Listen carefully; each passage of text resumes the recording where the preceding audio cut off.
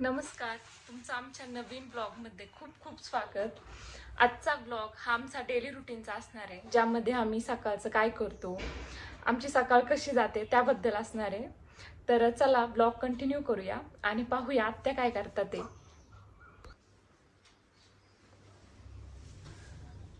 आत्यांची चालू आहे देवपूजा. आत्यांची देवपूजा झाली की आपण चहा घेऊन स्वयंपाकाला सुरुवात करू.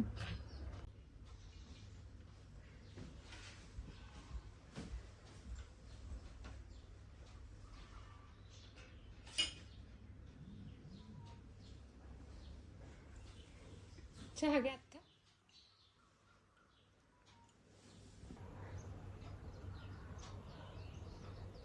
चहा कसा झाला आत्या? छान झाला चहा. थोडंसं आलं कमी आहे ना?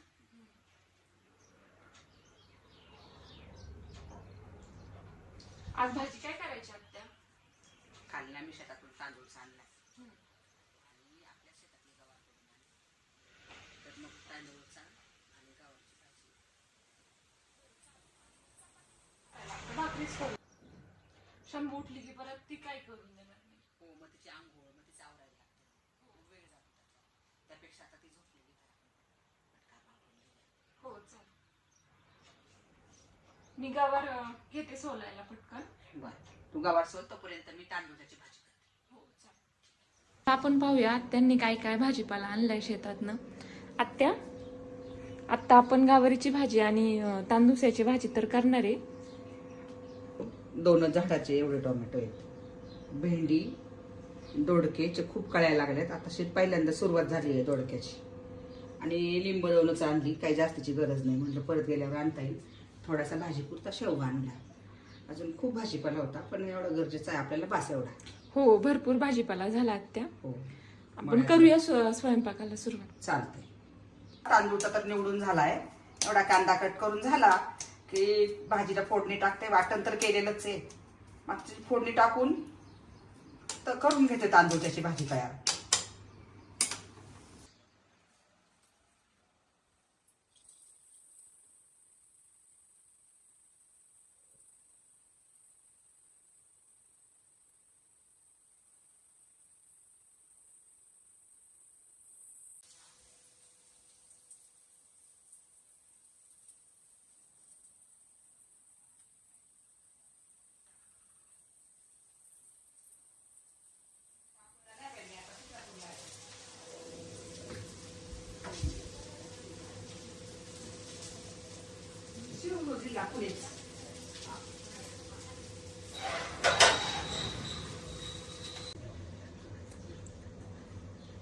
छान झाली आत्या तांदूळची भाजी. शिजली का भाजी? हो, शिजली. आता उतरून ठेव, मी गवारची भाजी करते. आपल्या शेतातील भाजी ना, त्याची चवच वेगळी लागणार आहे. होय ना? हो. माझं पीठ मळून झालंय. तांदूळची भाजी होतीये आणि गवार पण निवडून झाली. आत्या बोलल्या ते की मी गवारीची भाजी करते, तोपर्यंत बाकीची तयारी करून घेते. भाजीसाठी कढीपत्ता लागत होता आणि तो संपला होता, त्यामुळं म्हटलं थोडासा कढीपत्ता खालनं घेऊनच जावा. आणि इथे लिंबाच्या झाडाला छोटी लिंब लागली आहेत.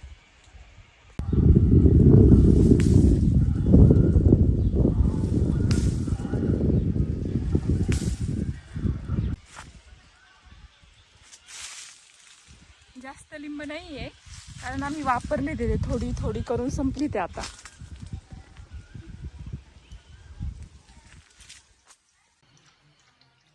Simba, Simba,